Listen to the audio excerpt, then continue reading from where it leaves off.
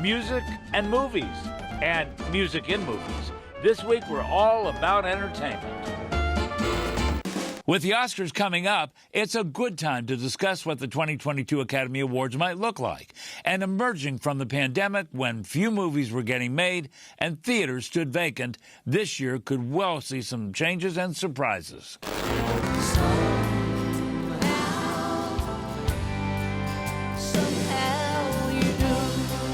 And no matter what's happening in the world, music has a way of getting us through the worst parts and uplifting our hearts. One of the songwriters who's been doing that for many years is Diane Warren. And she's nominated again this year for the song Somehow You Do. She's going to join us to talk about how somehow she keeps doing it. Getting nominated, that is for the 13th time. And how do you listen to music these days? Does anybody still play CDs? Listen to the radio? It seems like everybody's streaming their music nowadays, but how does that affect musicians and how they make money? We ask an expert. Fox 11 News In Depth starts right now. Hello, everyone. I'm Hal Eisner. Welcome to Fox 11 News In Depth. This week, we're in Hollywood. We're in a music studio at Real Songs. This is a music publishing house in Tinseltown, right in the heart of it. And it's owned by one of modern music's best-known songwriters. Let's go to some video here. We're talking about Diane Warren. The last time that Diane and I were together was on In Depth a couple of years ago. At that time, she was nominated for her 11th Oscar nomination. In honor of March being Women's History Month, we might also mention that Real Songs is one of the most successful female-owned and operated music businesses in the music industry. We'll be back to talk with Diane a little bit later on about music, as well as her connection to the movie business. But first, we want to talk about a different facet of that music industry. And let's bring in Ari Herstand. Ari, good to see you. Ari runs the education and advocacy group Ari's Take, which is designed to help musicians navigate the music industry. And Ari, good to talk to you again. We're talking about streaming this time, and streaming has really taken over, hasn't it? Absolutely. It's the dominant way that most people around the world are listening to music right now. Spotify alone has over 400 million subscribers worldwide, and that's just Spotify, not to mention Apple Music, which has almost just as many users listening to music and streaming music these days. CDs are on their way out. You know, I got to tell you, as a guy who grew up with 45 RPM records and listening to the radio back then, boy, has the music industry changed. I mean, leaps, bounds, and for younger viewers right now, may not seem that way, but for some of the rest of us, it has really gone through some interesting contortions. Absolutely. I mean, it's a brand new industry right now, and the way that artists are making a living right now has dramatically shifted, and it can be a great brand new industry for a lot of independent artists. You know, with the internet, artists have a way to reach fans around the world in a way that they've never been able to in the history of the music industry. And we're starting to see independent artists self-release their music, which was never really a possibility previously. You kind of needed the permission from record labels. But at the same time, it's hard to manage your own career without that full support around you, not to mention the payment structure, which has completely upended the recorded music industry. I want to talk about that, but I want to talk about a recent survey that showed that more than half of adults still listen to radio while driving, but in other places, it's all about streaming services. So when we talk about the quantum leap change in how we listen to music, it seems to be there. You know, give us a sense of how this has affected musicians and singers and other performers. Right, absolutely. So radio previously used to be the dominant way that most people would discover new music. Now there are so many different ways people are discovering new music. Actually, TikTok is the dominant way that people under 30 are discovering new songs these days. And Spotify, their playlists, they have these curated playlists. It's almost kind of like what radio DJs would do on the radio. Spotify has curators for their playlist, but also average users are able to create their own playlists on Spotify. There's over 4 billion playlists on Spotify, and people are discovering music that way every day. And so it is actually a very exciting time because there is so much new music discovery happening. However, there are over 60,000 songs uploaded to Spotify every single day. So there's a lot more music out there, and it can be quite challenging for artists to find their audience amongst all the other music that's out there. And so unless they have a great marketing avenue and promotional strategy, and they're masters at social media, it can be challenging to find your audience. It's not just finding an audience, it's finding a paying audience, because you got to make money. And sometimes musicians have complained it's very difficult in the streaming universe. Absolutely. And so it's an interesting new paradigm shift that we have in terms of how music is monetized these days. So previously, we all understand how records, you're talking about your 45s and CDs and cassette tapes and even digital downloads, that operated an industry of sales. And so you would spend some money, you'd buy a record, and then you'd own that record. Now, streaming operates completely differently. And it's not really, you don't buy a stream, you pay a monthly subscription, and you can listen to unlimited music.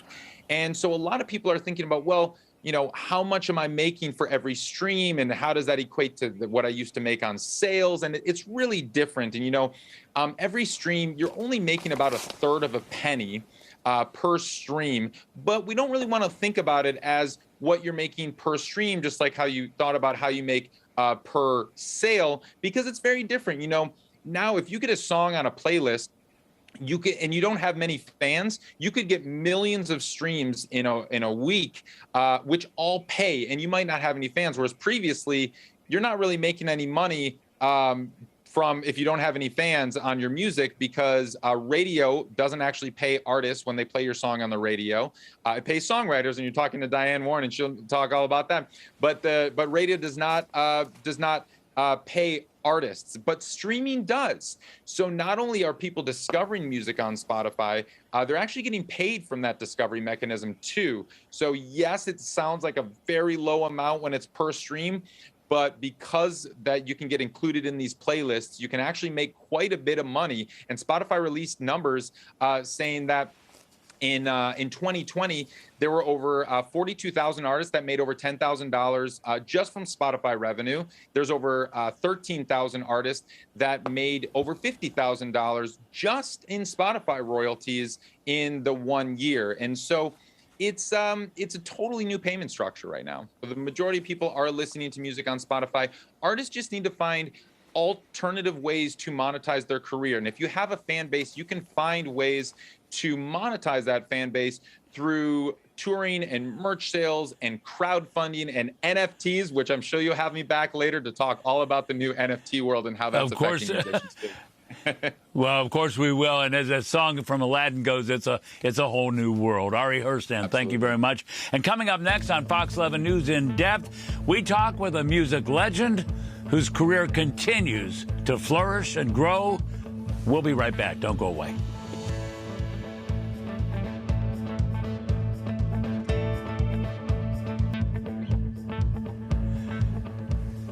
Welcome back to Fox 11 News In Depth. I'm Hal Eisner. We're in Hollywood this week. We're at Real Songs, which is a music publishing house here in Tinseltown that's owned by songwriter Diane Warren.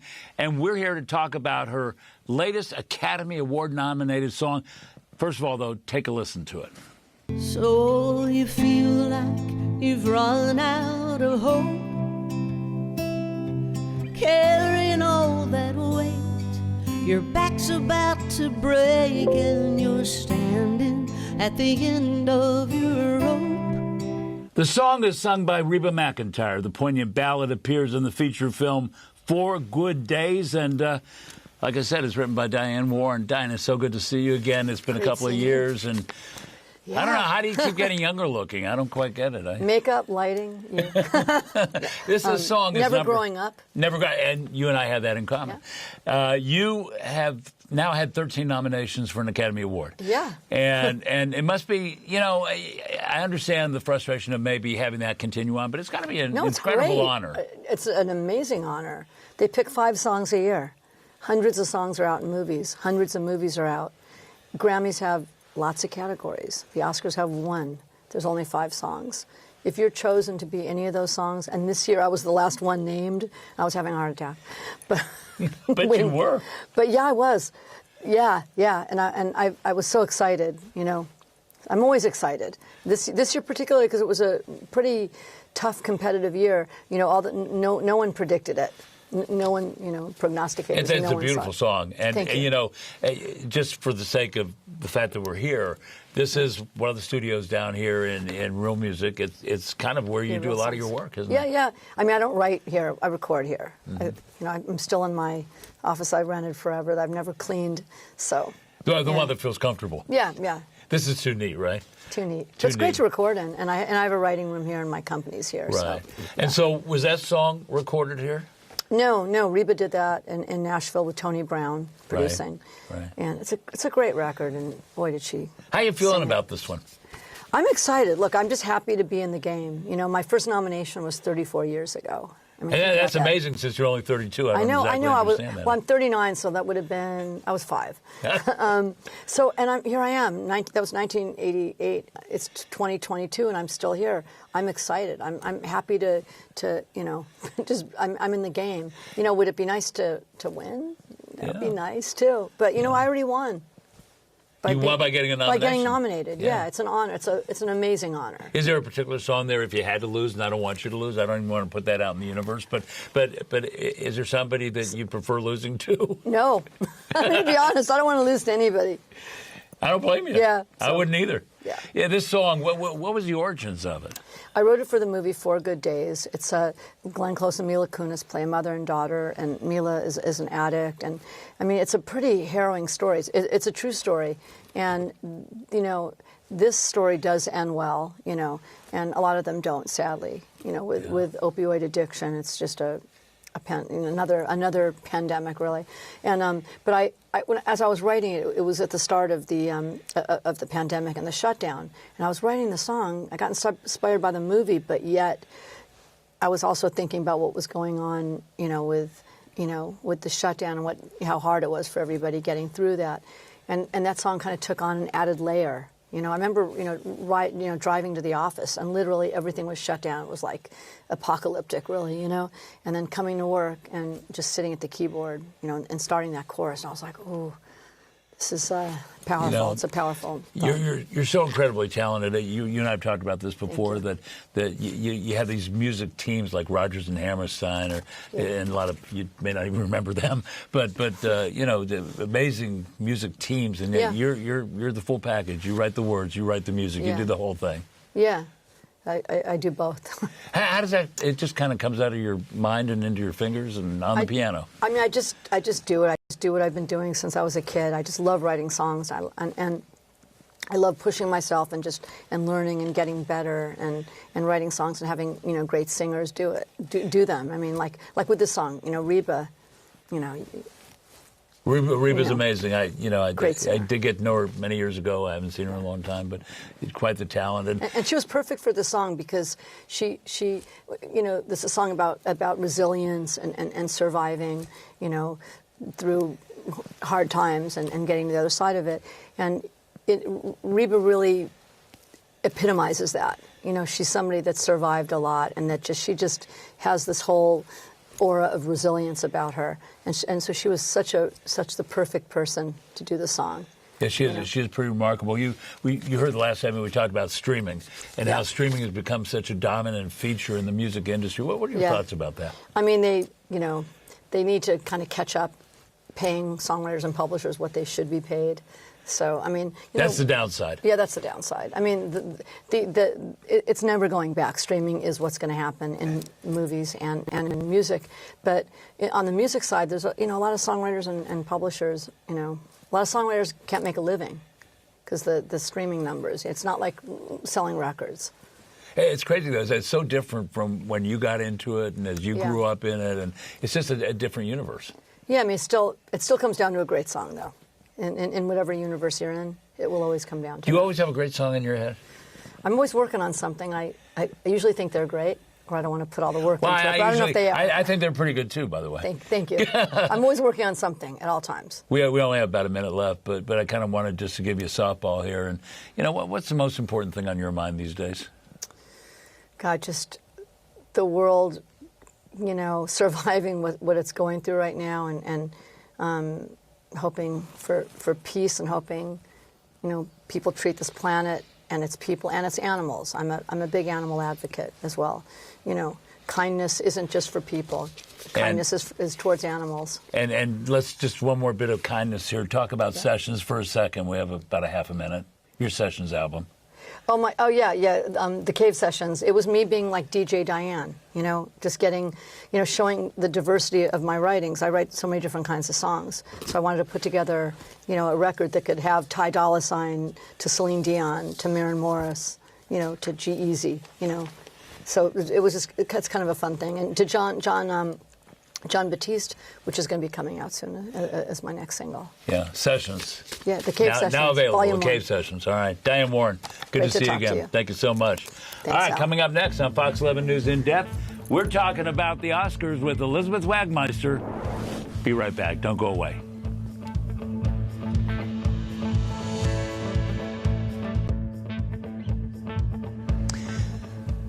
Welcome back. I'm Hal Eisner. This is Fox 11 News In Depth. We're talking about the Oscars.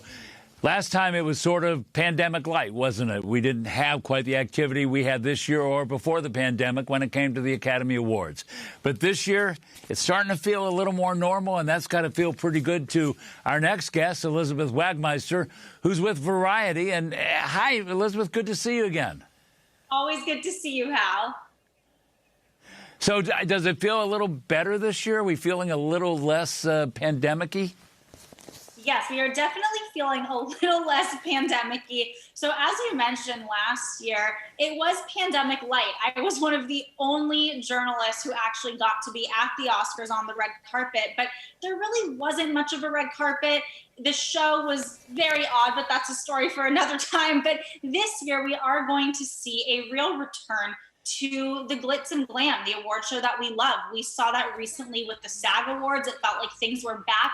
But Hal, it really feels like this just happened in time for the Oscars, because a matter of a month or a month and a half ago, there were barely events. But now we are almost seeing a red carpet premiere every single night right here in LA. You're right. It almost seems like somebody cued the pandemic to be over, and in came the parties and the events and the scheduling of activities. Of course, the pandemic is not over, but there will be some precautions, I'm sure, don't you think? There will be, but this has been a source of controversy for the Academy. So as you said, it seems like all of a sudden the pandemic is over, but it's not. We do want to resume to normal life, but of course do want to be safe. And at first, the Academy got a ton of backlash because they did announce that there would be no requirement of proof of vaccination. Now, this is a stark contrast to everything that everyone in Hollywood has been saying for the past 2 years. You had some of the biggest celebrities who were telling everyone, please go get vaccinated. So all of a sudden, for there to be no requirement, obviously ruffled a lot of feathers. Well, the Academy very quickly reversed course. Now you do have to show your proof of vaccination to attend. But here's the catch that's getting a lot of attention, Hal.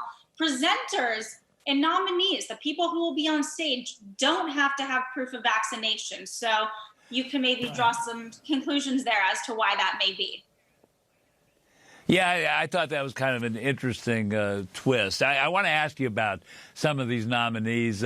Any surprises? Who do you like? Were there some snubs that you're unhappy about? What can we expect? What do you think is going to happen here? Yes, and I will say, by the way, since I was on the ground last year, the precautions were incredible. I felt very safe, and I do assume that's how it will be this year when we all are back in terms of testing and all of that. But yes, to get into the nominees, obviously the biggest snub that I think everyone will be talking about for years to come is Lady Gaga. She was not nominated for her role in House of Gucci. She really seemed to be the shoo-in. Obviously, she's a huge star in so many different facets, and people just thought that she was a lock. So the fact that she wasn't nominated, people are upset about, but Lady Gaga has taken it in stride. She's doing just fine. One person that I was very excited to see nominated was Kristen Stewart. This is her first nomination at the Academy Awards. She played Diana, of course, in Spencer, which is a really gritty dark, raw turn on the story of the beloved royal, but it's almost kind of a thriller as well. So she was nominated. A lot of people weren't sure if she would make it. So I think that all eyes are on her as well. And there is a matchup that I am excited for. You have Denzel Washington and Will Smith, who are both nominated for Best Actor. And I don't think that a lot of people realize that Will Smith has never won an Oscar, which just seems crazy. And actually, when he was first nominated, guess who he lost out to? Denzel Washington. So it's kind of a fun reunion for two legends in Hollywood. And Will Smith just picking up the SAG Award. That was a big moment for him. He was pretty much on the verge of emotions when he accepted that. So I imagine there'll be a lot of people rooting for both of these guys when it comes their turn up at the podium.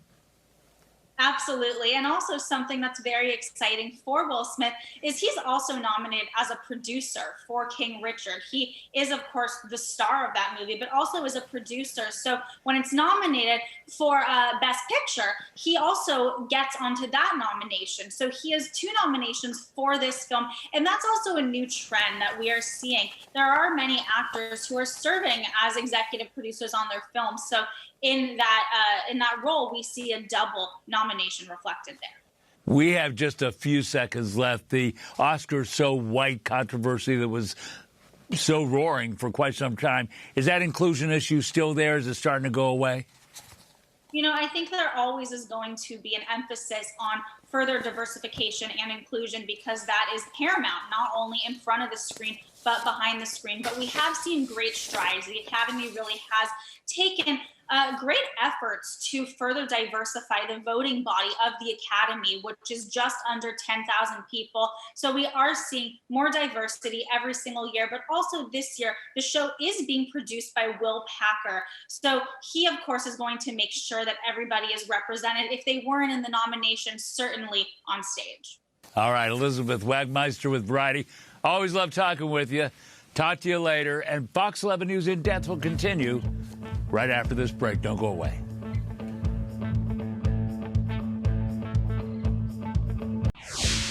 And finally, if you haven't already, please check out my podcast. It's called What the Hell, and it's available wherever you subscribe to podcasts, or just go to whatthehellpodcast.com, and you can listen again to this program while you're driving around the city. That's it for this week's Fox 11 News in Depth. Thanks so much for joining us, and have a great week. We'll leave you with Reba McEntire singing the Diane Warren song, Somehow You Do. See you again. But there's better days up ahead. You'll be back on your feet